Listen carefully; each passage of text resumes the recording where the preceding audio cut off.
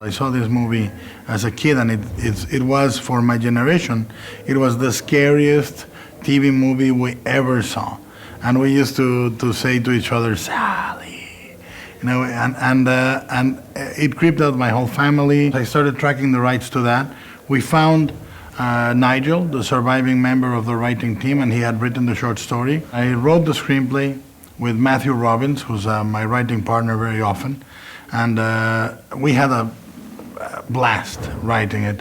And a lot of the elements I brought into the screenplay for Don't Be Afraid were elements that later would find their way into Devil's Backbone or Pan's Labyrinth, little moments, gestures, ideas. The whole process took from 1993 to 2009.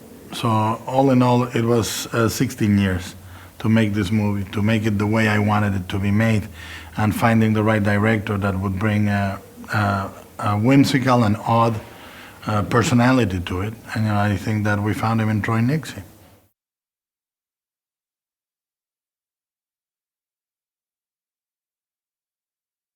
One day he wrote me an email with a little piece of a couple of photographs of Latchkey's Lament, his short film, which is quite brilliant. And I kept them in mind, and when the time came to look for directors for Don't Be Afraid, a mutual friend, Nick Nunciata from Chut.com, he said to me, what about Troy? Look at his short, it really came out okay. Looked at the short, I loved it, and it came down to two directors that I wanted, Troy and another one. And we met with Troy, talked about story, talked about character, and I felt he understood the universe of the child quite well. And he had a great knack for keeping things not the usual way. In other words, he was not the usual director in Hollywood, or his way of thinking was quite,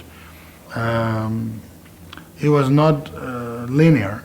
He could go into tangents that were really interesting, and I feel he's doing a really good job at this.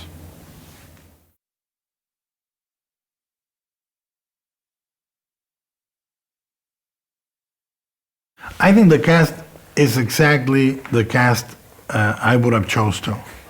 When we started, the first name I brought up was Guy Pearce, and the first name Troy brought up was Katie Holmes. In both cases, we didn't know if we were going to get them.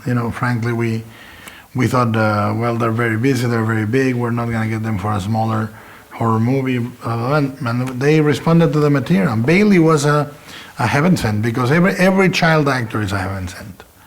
They are rare, and they are rare to find in a state that is not full of mannerisms, that they are really instinctive actors, and Bailee is an instinctive actor. And to see them together and know that they were our first choice, both Troy and I, it's a miracle, it's great.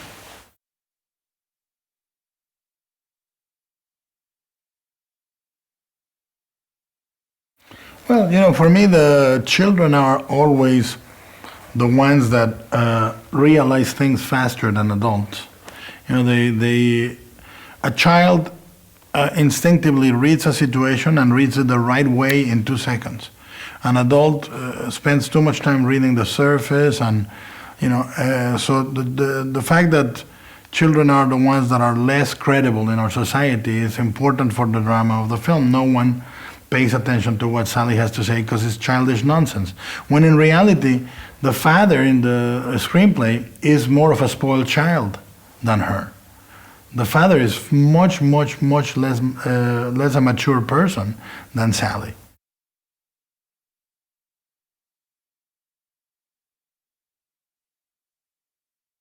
No, it's what Troy imagined. If I had made the movie, I would have made it very differently.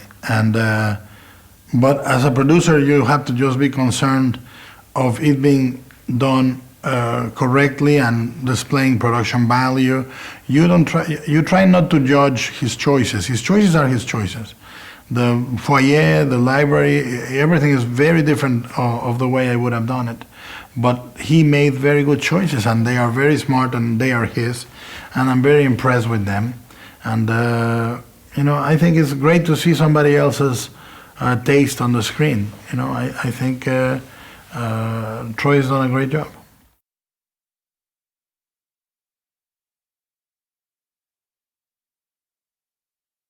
Ideally, when things are going great and you're just seeing the dailies, it's almost like a gift from heaven. You're a producer, you're watching beautiful stuff being made, and